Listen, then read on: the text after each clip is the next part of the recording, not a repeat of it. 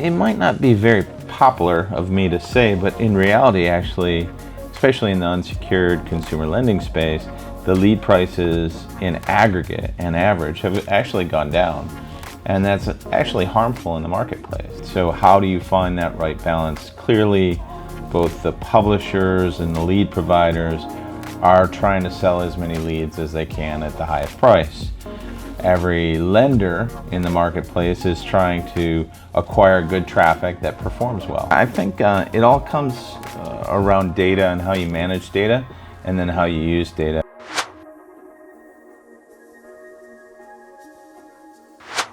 Aligning consumers that are looking for credit with qualified companies that provide credit is a lot harder than it sounds. And to ensure that the consumers get the right amount of credit the right way and the time that they're looking for, as well as with the right rates and durations and so forth, is a big puzzle.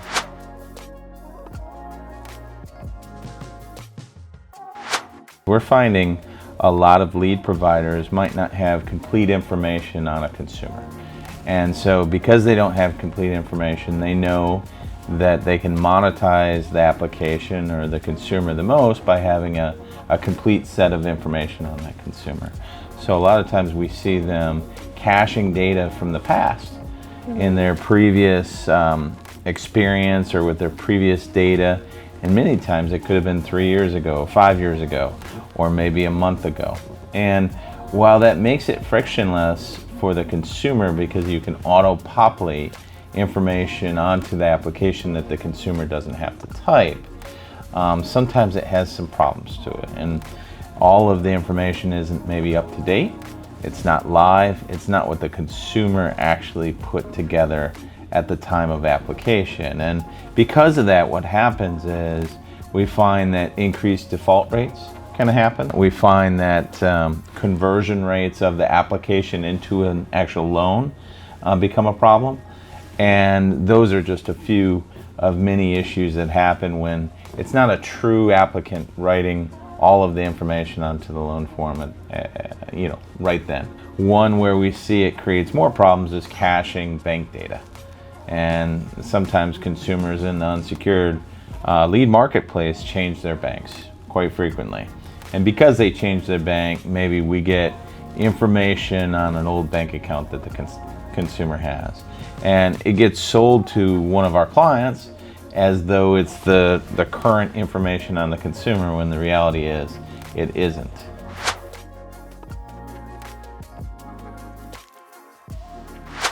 So how do you find that right balance? Clearly, both the publishers and the lead providers are trying to sell as many leads as they can at the highest price. Every lender in the marketplace is trying to acquire good traffic that performs well. It might not be very popular of me to say, but in reality, actually, especially in the unsecured consumer lending space, the lead prices in aggregate and average have actually gone down. And that's actually harmful in the marketplace. The lead providers need to be able to make enough money to make it work. And what's happening is, I call it the race to the bottom. They're looking at it from a monetizing that consumer. So they may say, hey, I have a unique SSN, unique customer. I want to be able to make $180 off this customer. Okay, $180 in selling or reselling or monetizing them to other products. So their focus is more on the monetization of the client, maybe not so on aligning the consumer with the right product at the right price that they're trying to achieve. So there's misalignment that's going on, and that's what's creating that race to the bottom, because we've seen conversion rates in the unsecured lending space go from, over the last many years, from 40% down to sub 20%.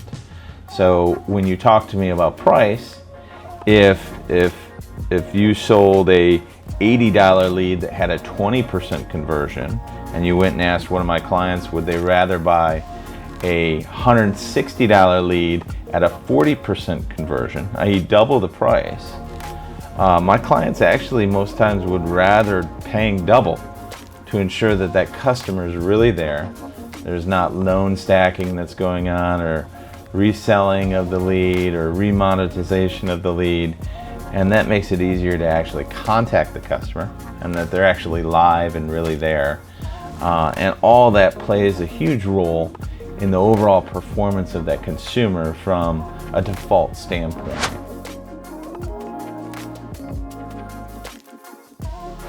I think it's fair to say that the lead provider network has eroded trust over time. And I'm not indicting the lead providers themselves. I'm saying by taking shortcuts and caching data or reselling leads to monetize and get the amount of money that they need, it creates distrust at times for the actual lenders buying the leads. So because of that, it has depreciated the price, when in reality, the price actually could be going up. And I think the marketplace needs to understand that. And that's one of the things we're doing with our solutions, is trying to build algorithms that enable a lead provider to understand how valuable the customer is that they have.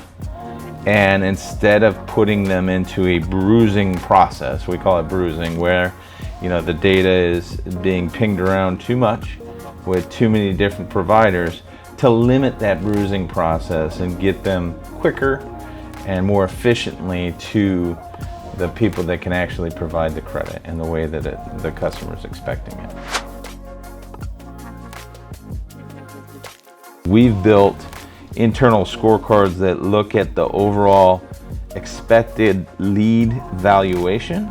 We look at the expected conversion rate of that particular lead based on our previous knowledge and data, and then also the expected first payment default of that data. And what we do is we bridge those three algorithms together to come up with a true value, overall value of that particular lead. So a lead provider can stack rank or maybe purposefully position a lead, especially a really good one, to the right party quicker. And hopefully, if they do it right, they can make a lot more money because they can sell more, so both in quantity, but also in the price that they sell it to, that I mentioned earlier.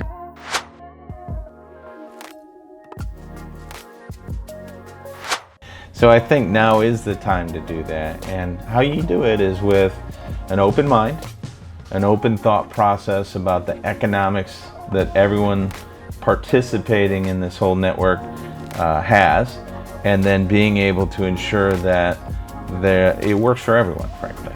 And leveraging our data and our analytics to be able to do that is what has always been required. So now we have the tools to be able to effectively do that, which is exciting.